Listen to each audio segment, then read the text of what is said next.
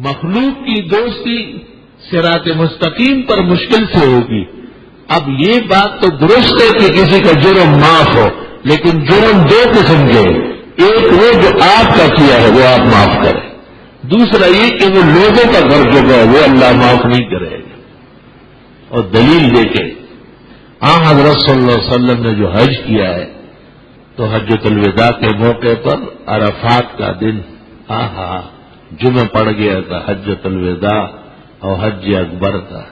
جب سے آسمان بنے، زمین بنی اور کعبہ شریف بنا ہے، اس وقت سے لے کے قیامت تک اس سے بہتر دن، بہتر گھڑی، بہتر حج کعبے نے بھی نہیں دیکھا ہوگا، جس میں خود محمد رسول اللہ صلی اللہ علیہ وسلم تشریف فرما. حکم یہ ہے کہ مغرب وہیں داخل ہو جاتی ہے تقریباً، مگر مغرب کی نماز نہیں پڑھنی ہے اس مقدس جگہ میں، اور دو نمازیں ظہر اثر ہو گئی، مغرب یہاں نہیں پڑھنی ہے، مزدلفہ جا کے پڑھنا ہے. مزدلفہ جانے میں گھنٹہ لگے یا 4 گھنٹے لگے، اور راستے میں بھی کسی نے پڑھی یا وہاں تو باطل ہے، چاروں ائمہ متفق ہے، وہاں جا کے پھر پڑھنی پڑے گی. آج کی قضا یہ ادا کے حکم ہے. اسی طرح سنت مصطفیٰ ہے. مغرب داخل ہو گئی تھی، آپ روانہ ہو گئے تھے، صحابہ پوچھتے تھے الصلاۃ، حضرت مغرب کا وقت ہے، آپ نے کہا الصلاۃ امامہ کا، نماز آگے چلی گئی. پھر کہا الصلاۃ، حضرت مغرب کا الصلاۃ امامہ کا، آگے چلنا ہے، چھوڑو. جب مزدلفہ پہنچے تو آپ نے اعلان کیا اذان دے دو، تکبیر کو، پہلے مغرب پڑھائی پھر عشاء پڑھائی. لیکن چہرے انور پر خفگان کا اثر تھا، چہرے نبوت جمال آ رہا، افسردہ نظر آ رہا. قریب ترین اصحاب جو بہت زیادہ مزاج شناس تھے، انہوں نے حضرت سے دریافت کیا.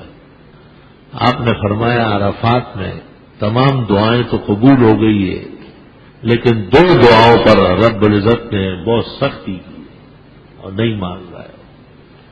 ایک تو وہ شخص جو جانتا ہے کہ یہ گناہ ہے، جس کو محدثین جہیرہ کہتے ہیں، فحشائے جہیرہ، اور پھر بھی کرتا ہے. فرمایا یہ نہیں معاف کروں گا، اس کے لیے بات نہ کرے آپ، جن رگڑ نہ گئے.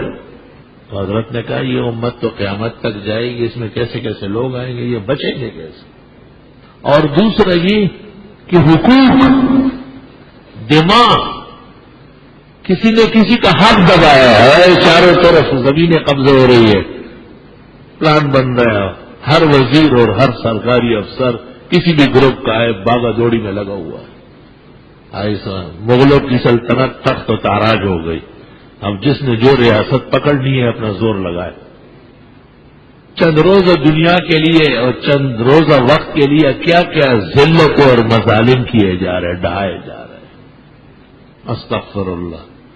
آنکھ جو کچھ دیکھتی ہے لب پہ آ سکتا نہیں، محو حیرت ہوں کہ دنیا کیا سے کیا ہو جائے گی.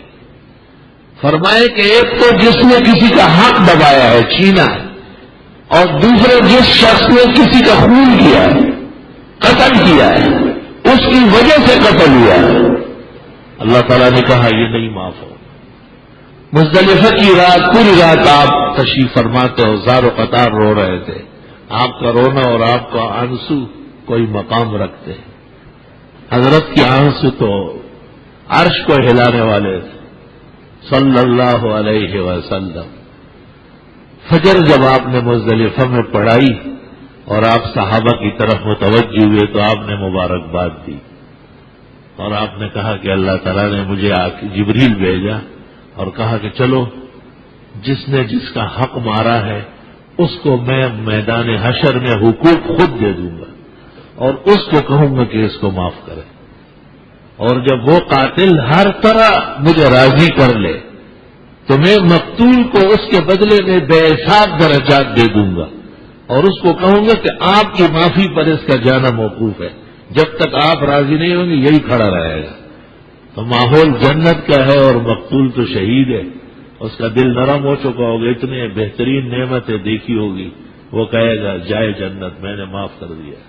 تو دیکھو رب العزت بھی کسی کو معاف کرنے کے لیے کتنا الوہیت کا کرشمہ استعمال کر رہا ہے. یہ نہیں کہ میں سو رہا ہوں میرے اختیار ہے میں آلے میں بس معاف ہو جاؤ اور مقتول کو کہ نہیں معاف کرتے لگاؤ دو تجھے کیا. ایسا نہیں.